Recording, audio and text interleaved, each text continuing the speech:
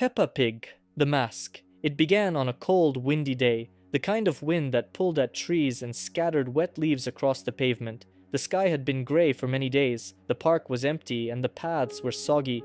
Peppa and George were walking along a muddy path. Leaves stuck to their boots, and the ground squelched beneath them. Then Peppa saw a white shape lying in the grass. A mask. It lay perfectly flat, as if placed there on purpose. Not fallen, not forgotten. Face up, white, smooth, featureless. Just two dark slits for eyes, and a thin line where a mouth should be, not a smile. Peppa stopped. She bent down, touched it with her hoof. The mask was dry, not cold, as if it had been waiting for her. She pressed it to her face. The mask stuck, silently, effortlessly. At first it seemed like a game, but the mask wouldn't come off.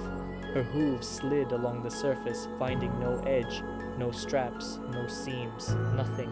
She tugged, pulled harder. It didn't move. The mask had become part of her face. When they returned home, no one reacted, or maybe no one wanted to. The family acted as though nothing had changed, too calm, too quiet. Peppa sat at the dinner table, but her voice sounded muffled, like it was coming through glass. No one looked directly at her. The next day, the mirror behaved oddly. When Peppa turned her head, the reflection lagged behind. When she raised her hoof, the motion was off, as if someone inside the mirror was trying to mimic her but not quite managing. By the third day, she could barely feel her face. The mask didn't press, didn't itch. It simply was, still, silent. She tried to remember her old appearance, but the image blurred, like looking through foggy water. Her toys felt unfamiliar. The room looked wrong. Even her favorite blanket smelled different. Her clothes didn't fit right. Everything rubbed, tugged, shifted. She no longer felt at home in her own home. Time passed strangely, day after day, but it meant nothing. The house grew quieter, as if it were absorbing sound. Mummy and Daddy rarely spoke. They were present but distant and fading. Peppa began to hear whispering, not from outside, from within. A whisper without breath, without tone, repeating again and again, "You are the mask. You are me. You were." On the fourth day, the photographs changed. Faces faded. First George, then Daddy, then Peppa herself. The places where eyes and smiles used to be became pale, empty spots. Sometimes the mask itself changed, subtly, narrower, smoother, as if it was adjusting. Each time she looked in the mirror, she saw something unfamiliar, something staring back at her from the shadows, always silent. On the fifth day, the room had changed. No windows, walls blank like paper. The air was heavy, like she'd slept for too long. She woke up and didn't recognize anything. Nothing felt familiar, no toys, no books, no sound. In the middle of the floor lay the mask, dry, clean, and no longer on her. She couldn't remember who she was, didn't know why she stood up, didn't feel her own face. In the mirror across the room stood something that resembled Peppa, but the eyes were hollow, and inside them, silence. Peppa was gone. Only the shell remained, only the mask remained, waiting for a new face, a new game. Since then, some days, along the damp paths near the park, the mask can be seen again, lying neatly, dry, clean, and if anyone picks it up, they may hear a soft whisper from within. Peppa Pig, the Forgotten Friend, and Labubu. One day, Peppa was rummaging through an old wardrobe when her attention was drawn to a large photo album covered in a thick layer of dust. The cover was worn, the page edges charred with age, and the album itself smelled of dampness, as if it had been hidden in a basement for years. Carefully, Peppa blew off the dust and opened it. On the first pages were ordinary pictures, family walks, holidays, their house and garden. But soon she came across photographs where a sheep in a blue dress stood beside her. The smile of this girl looked strangely familiar, yet Peppa could not recall her. Beneath the photos was written, "Peppa and Lucy." Peppa's heart tightened with a strange feeling. She couldn't remember Lucy at all, but looking at the photographs filled her with a sense of longing, as if she had lost something very important. At dinner that evening, Peppa gathered her courage. "Mum, Dad, who is Lucy?" Her parents exchanged glances. "Lucy," repeated Mummy Pig. "We don't know any Lucy, dear. You've never had a friend with that name." "But she's in the photographs," insisted Peppa. Daddy Pig frowned and muttered, "You must be mistaken." Their answers only deepened her unease. Peppa felt they were deliberately avoiding the truth. That same night, she opened the album again and noticed that there were more photos than before. New ones had appeared between the pages, ones she was certain hadn't been there earlier. In them, Lucy stood close to Peppa, hugging her, holding her hoof. On one picture, at the bottom, in thin handwriting, it read, "Do you remember me?" From that moment, the strangeness only grew. In her toy box, Peppa found a doll that looked remarkably like Lucy. Its woolen face was slightly faded, the blue dress cracked and torn, as though it had lain forgotten for decades. Peppa was certain this doll had never been there before. Soon, drawings began to appear around the house, in charcoal, in pencil, sometimes right on the walls. Everywhere was Lucy, at first smiling, then darker and darker with each sketch. Peppa increasingly felt the weight of an unseen gaze. Labubu, her favorite toy that always sat by her pillow, now looked different. His button eyes seemed alive, watching her every move. His smile, once sweet, now resembled a cruel smirk. Sometimes she noticed that Labubu was sitting in places she hadn't left him. One night, Peppa woke to a strange whisper. The room was quiet, George still asleep, but near the wardrobe stood an old wooden door. It looked as if it had always been part of the room, yet Peppa knew for certain it had never been there before. The whisper came from behind it. "Peppa, come to me. I will tell you everything." The voice was soft, almost gentle, yet it sent chills down her spine. Peppa sat up in bed. Labubu sat by her pillow and suddenly began to sway slowly from side to side. His eyes glimmered with a faint red light. The whisper grew stronger, more insistent, calling her name. Shaking, Peppa rose and stepped toward the door.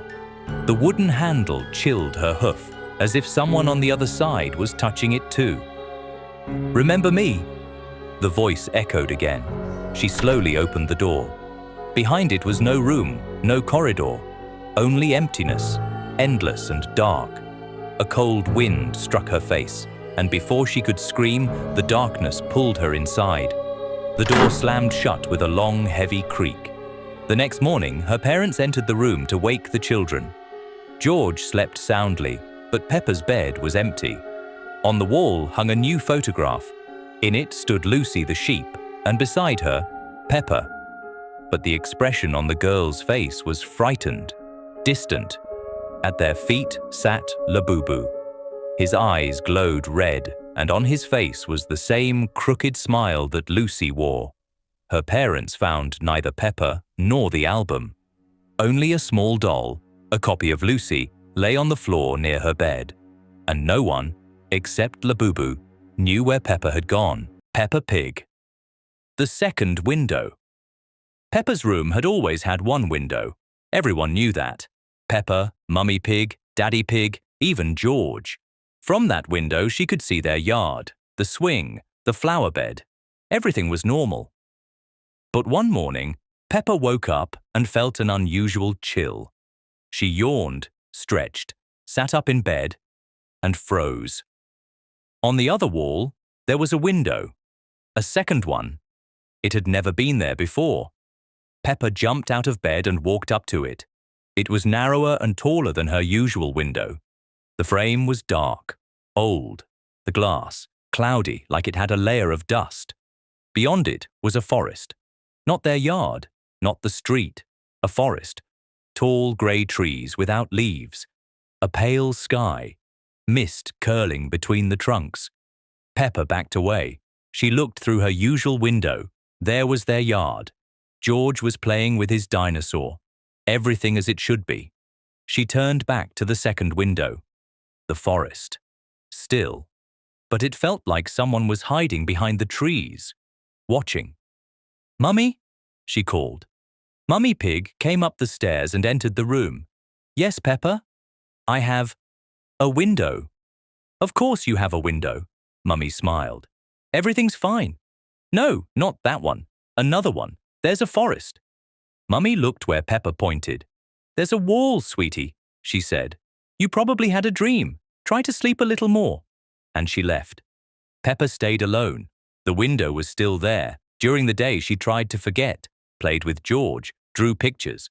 But when she returned to her room in the evening, the window had moved lower, almost level with her eyes. The forest was the same, but the mist was thicker, and there was a figure among the trees, black, still. The face was unclear. Peppa pulled the curtain shut, tight, and stayed away. At night, she woke up.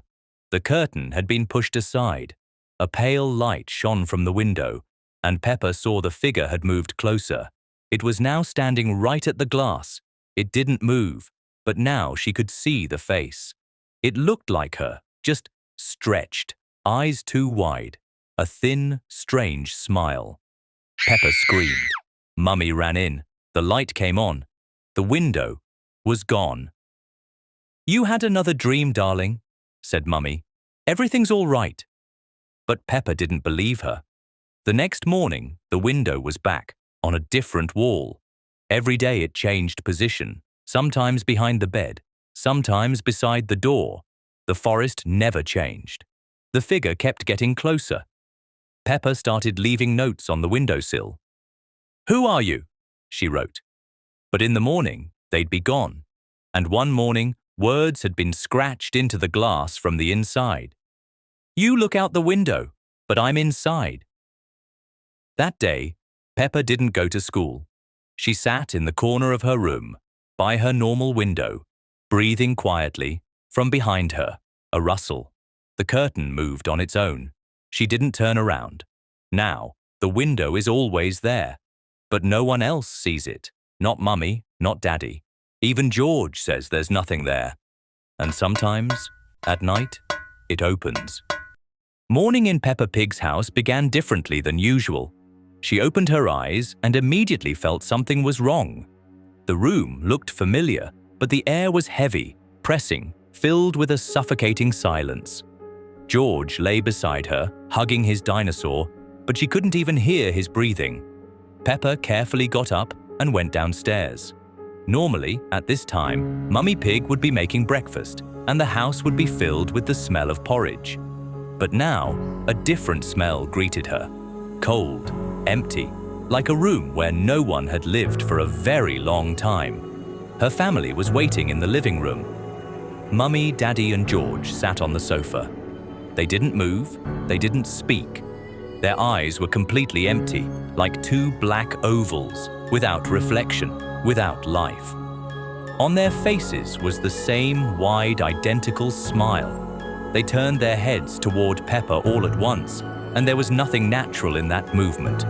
Peppa took a step back, and at that moment the television turned on by itself. The screen flickered, showed static, and then her reflection.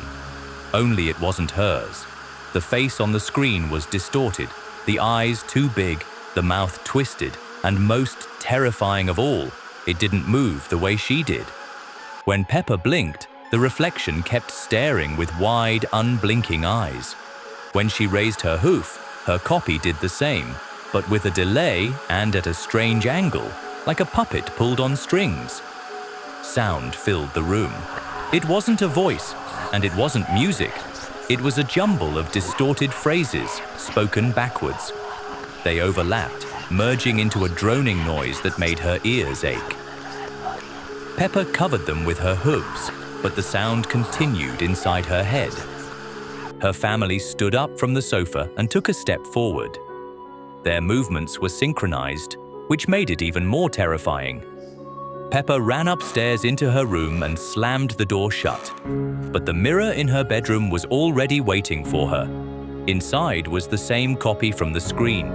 It was moving faster now, scratching at the glass with its hooves from the inside. Cracks spread across the surface, and its lips began to move. At first, silently, Then, through the crackling, she heard words, backwards and barely recognizable. "Let me in." The mirror splintered. In panic, Peppa pulled back, clutching the doorknob. And at that instant, everything fell silent again. The silence was thick, buzzing. She slowly went downstairs. The kitchen greeted her with a new, horrifying sight. Sitting right on the table was Labubu. Her favorite toy had always seemed harmless, but now it looked different. Its eyes were hollow, black, and its smile stretched too wide, as if the fabric of its face was ready to rip apart. In Labubu's paws was George's torn dinosaur. Threads hung from it, and the plastic body was twisted into an unnatural pose. Peppa froze, unable to move. Labubu slowly lifted its head. Its mouth didn't move, but a long hissing sound came from within. Then it stretched its tiny paw toward Peppa. Fear paralyzed her. She felt she couldn't scream, couldn't run. Labubu tilted its head slightly, as if saying, "You knew it would come to this." She felt the walls of the house begin to tremble. Lights flickered on in the corridor by themselves. Shadows stretched across the walls, too long, moving as if they were copying her every gesture. The television turned on again, and this time the distorted Peppa didn't just appear on the screen. It began to crawl halfway out. Its lips stretched into a grin, and it winked. Peppa covered her face with her hooves. She understood this day would not end. It would repeat again and again. And Labubu, sitting on the table, was there to make sure of it. His eyes glowed red. His smile stretched even wider. He was waiting. Peppa Pig, the box of drawings. It started on a quiet morning. Peppa woke up to a rustling sound. George was dragging something along the floor. In the hallway, she saw him carrying a cardboard box. Old, dusty, no writing on it. It looked like something forgotten in a basement. "Where did you get that?" Peppa asked. George didn't answer. He just smiled. He placed the box on the floor and opened it. Inside were drawings, dozens, some on torn scraps of paper, others fresh and colorful, all drawn by a child's hoof. "Did you draw these?" George stayed silent. The first drawing was simple. Peppa standing in the kitchen, a broken cup on the floor, Daddy with a broom, Mummy holding a rag. A few hours later, it happened, exactly like in the drawing, down to the smallest detail. Peppa dropped a cup, shards scattered. Daddy sighed. Mummy got the rag. "Just a coincidence," Mummy said. But George pulled out the next drawing. It showed their garden, a ball stuck in the tree, Daddy holding a ladder, Peppa reaching up. The next day, the ball really did get stuck in the same place, exactly like the drawing. Peppa started going through the drawings. The further she went, the darker they became. The colors, duller. The figures, twisted. One showed Peppa's room at night. At the window, a silhouette. Faceless. Peppa shoved it to the bottom of the box. But that night she woke up, went to the window. For a moment, she thought someone had just stepped out of view. Another drawing, the bathroom, the mirror, Peppa's reflection smiling, even though she wasn't. Another one, George sleeping, and beside his bed stood a second George, identical, but with red crayon eyes. Peppa hid the box in the closet, but George found it again. He said, "I have to keep watching." Every day, new drawings appeared, even though no one was drawing. One morning, at the very top of the pile, was a picture of that exact breakfast. The tablecloth, the cup, the toast, all correct. At the edge, a drop. Peppa thought it was paint, but it was tea. Then came a drawing of the living room. Daddy asleep in his chair, and behind him, someone reaching toward his shoulder. That evening, Daddy flinched. He said, "I thought someone touched me." But the room was empty. At last, Peppa found the final drawing. It was black and white. It showed herself, standing alone in an empty room. No windows, no toys. Her face, blank, arms limp at her sides, and behind her, the box, and written in neat handwriting, Now you're inside. That night, Peppa woke up. The room felt unusually dark, too quiet. On the floor, the box, empty. All the drawings were gone. Only one remained. It lay on top. It showed Mummy, Daddy and George sitting at the table, smiling, laughing. But Peppa wasn't there, and at the bottom, written carefully, "They don't remember you anymore." In Peppa's room, there had always been one familiar window, looking out onto the garden. But one morning, she noticed something new. On the wall beside her bed, there was now another window. Narrow, with a cracked frame and dim, misted glass. It looked old, as if it had been there for many years, though it had never been there before. Peppa stepped closer. Beyond this window, there was no familiar yard or swings. Instead, a dark forest stretched out, wrapped in grey fog. Tall trees rose upward, their branches intertwining into black patterns. In the distance, among the trunks, stood a figure. It was motionless, yet in its outline, there was something alive. The next day, the figure was closer. Through the mist, Peppa could make out sharp ears, huge round eyes, and a smile too wide to be real. It was Labubu. His silhouette grew darker and clearer, and it seemed that each day he took another step closer to the window. Peppa tried to tell Mummy Pig, "Mummy, there's a new window in my room. There's a forest outside it, and someone is standing there." But as soon as Mummy walked into the room, the second window vanished. The wall was ordinary again. "You must have dreamed it, Peppa," Mummy Pig said, patting her daughter's head before leaving. That night, however, Peppa woke again to see the window had returned. In the fog, Labubu stood much closer.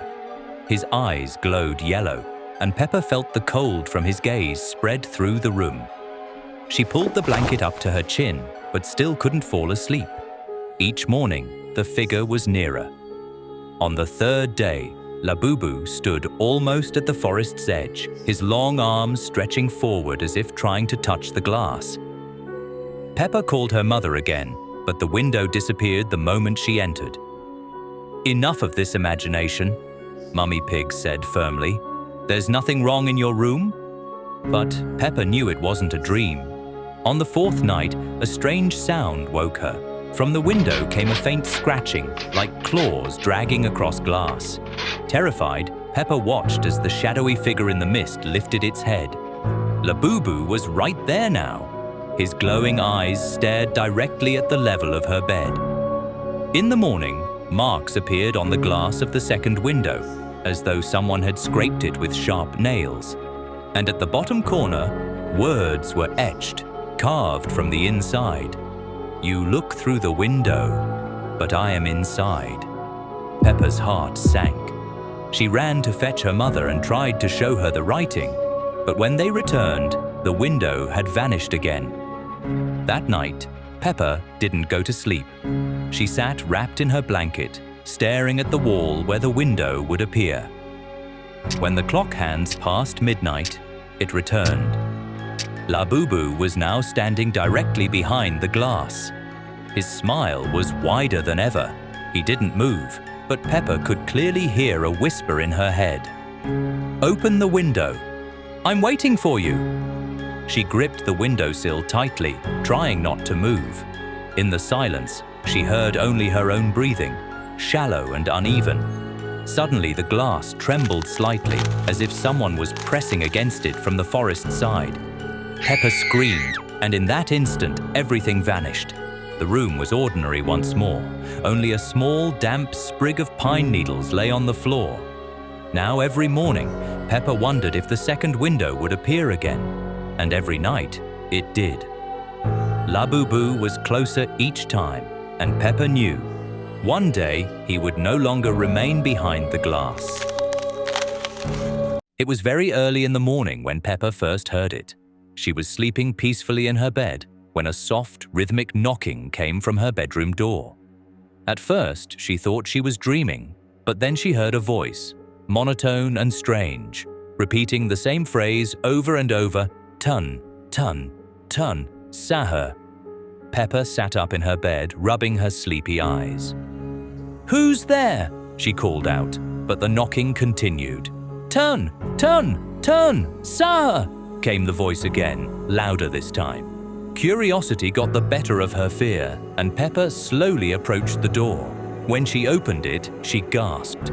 Standing in the hallway was a strange yellow creature with large round eyes and a wooden stick in its hand. The creature looked at Peppa with those unblinking eyes and said just one word: "Sahur." Before Peppa could ask any questions, the creature turned around and walked away, disappearing into the darkness of the hallway. Peppa closed the door quickly, her heart pounding, but sleep would not come again that night. The next morning at breakfast, Peppa tried to tell her family about the strange visitor. "Mummy, Daddy, someone came to my room this morning. They were knocking and saying tun tun tun sahur," she explained excitedly. Daddy Pig just laughed. "Peppa, you must have been dreaming. Sahur is just a morning meal that some people have. Your imagination is getting the better of you." Mummy Pig nodded in agreement. "Yes, dear, don't make up scary stories. Now eat your breakfast." But just as they were talking, a rhythmic tapping sound came from outside the house. "Tap! Tap! Tap!" Peppa jumped up from her chair. "Do you hear that?" "That's him!" she cried. The family listened, but the sound stopped as suddenly as it had started. Later that day, Peppa and George were playing in the garden when the yellow creature appeared again. It emerged from behind the bushes, still carrying its wooden stick, and began walking slowly around their yard. "Tun, tun, tun," it said monotonously, tapping the stick against the ground with each word. George hid behind Peppa, frightened by the strange visitor. Peppa, though scared, tried to be brave. "What do you want?" she asked. The creature stopped and looked at her. It held out its stick, offering it to Peppa. "Sahur," it said simply. Peppa didn't take the stick.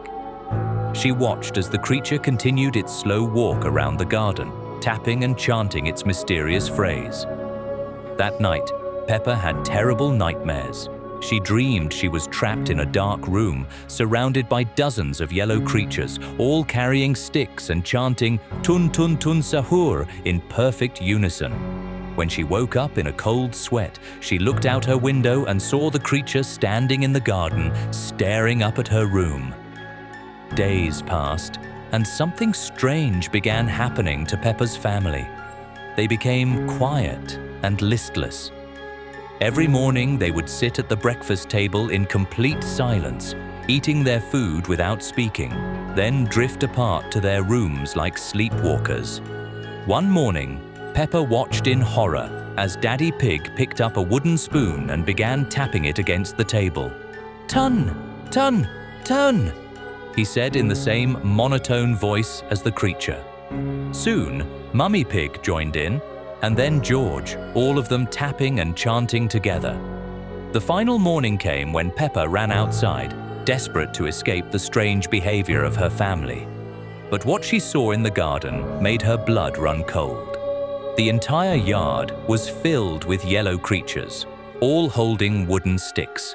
In the center stood her family, Mummy Pig, Daddy Pig, and little George, each holding a stick of their own. They all turned to look at Peppa with blank, emotionless eyes. "Tun, tun, tun, sahur," they chanted in unison, their voices blending with those of the creatures around them. One of the yellow beings approached Peppa and held out a wooden stick. Peppa looked at her transformed family, then at the stick being offered to her. She realized there was no escape, no way back to the life she once knew. Slowly, with trembling hands, Peppa reached out and took the stick. "Sahur," she whispered, her voice already beginning to match the monotone of the others. And so Peppa joined her new family, walking slowly around the garden with the yellow creatures, tapping her stick and chanting the endless phrase that had consumed them all. The morning ritual had claimed another victim, and somewhere in the distance the sound of tun tun tun sahur continued to echo, waiting for the next family to find. Late at night, Peppa and George were still awake. They sat on the floor of their bedroom, building a tower out of blocks and laughing. Outside stretched the darkness, the wind rustling through the branches of the trees. But suddenly the room grew colder. At first, just a faint draft, then an icy current of air that made the toys on the shelves begin to sway. "Peppa, I'm scared," George whispered. The toys began to move. Cars rolled across the floor on their own. The teddy bear lifted its paw, and a doll tilted its head so sharply that its neck cracked. Peppa pulled her brother close and felt the walls begin to change. The drawings on the wallpaper came alive. Flowers stretched into black, writhing lines like shadows, creeping slowly upward. The bedroom door creaked and swung open. A silhouette appeared on the threshold. It looked like Daddy Pig, but twisted, like a reflection in a warped mirror. His body was covered with green growths, like avocados, and his arms were massive and powerful, like those of a gorilla. His eyes glowed a dim red. This was the avocado gorilla. He leaned forward and spoke in a deep voice. "Let's play a game. Stay absolutely still until morning. Any movement, and you lose." Peppa and George froze where they were. In the corridor behind him appeared the figures of Mummy Pig and Daddy Pig. But they were not their parents. Their faces were lifeless, their smiles too wide, and their eyes were empty, black voids. They stood motionless, staring directly at the children. The house began to distort. The ceiling rose higher, the walls stretched, and new doors appeared, doors that had never been there before. One opened on its own, revealing only fog and the sound of heavy footsteps. The air grew thick and cold, and the lamp overhead flickered as if it were breathing in rhythm with Peppa's heart. "I can see you," the avocado gorilla said, his voice echoing as if from inside the house itself. "Whether you stand still, whether you breathe too loudly, I will notice."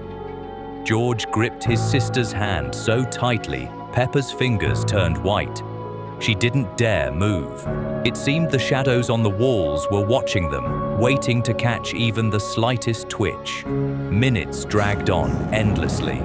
Every creak of the floorboards, every whisper of the wind sounded like thunder. Time itself felt frozen.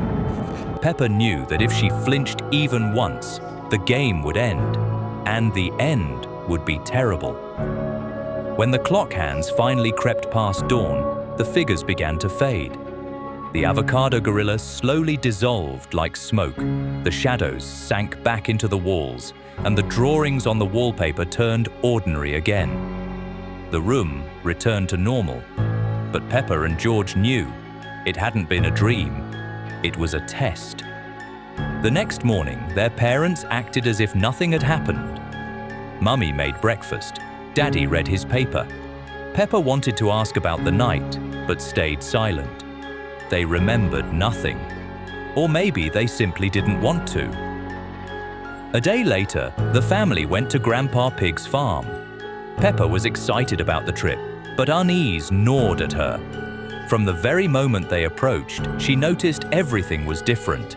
The trees seemed taller than before, their branches weaving into a heavy canopy. The ground was soft, almost damp, and every step released the smell of rot. The farm was silent. The usual chatter of animals was gone. The barn was empty, the shed stood open, but inside there wasn't a sound. Even the ducks on the pond sat motionless, like statues. Grandpa Pig greeted them with a smile, but his eyes were strange. In them glowed the same red light Peppa had seen in the avocado gorilla. "Welcome," he said. "Today we'll play a game too." The family stood in the middle of the yard, surrounded by fog. The houses and trees around the farm seemed to blend together into one vast living creature. Peppa felt the ground beneath her feet tremble, and in that trembling she heard the familiar breathing of the avocado gorilla. She squeezed George's hand and realized the game was not over. Their home, their farm, their world, It had already changed. The avocado gorilla was watching them, and now he was everywhere.